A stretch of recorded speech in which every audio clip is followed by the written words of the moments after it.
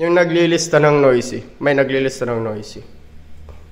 Grabe, talaga mapapatahimik ka dyan kapag ka elementary days.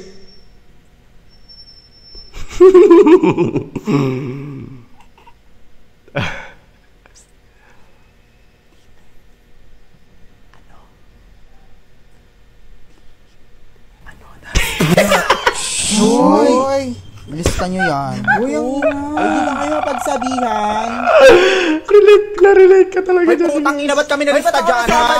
Burahin mo yan, ha? Patawanan, no? Wala ka nang ginagawa, eh. Respeto naman, no? Burahin mo yan. Lalagot ka. Lalagot si Heidi. Yung kala mo, bidang-bida na yung mga naglilista ng noisy, no? Lala na yung president ng classroom. Kala mo siya na yung pinakamataas sa inyong classroom. Porket nag-ingay ka lang kapag kaalam niyang katungwali ka niya sa classroom, guys. Talagang ililista ka niya yan. Wala siyang pake kahit may sumbong ka sa advisor niyo. Ay, nako. Mga panahon nga naman,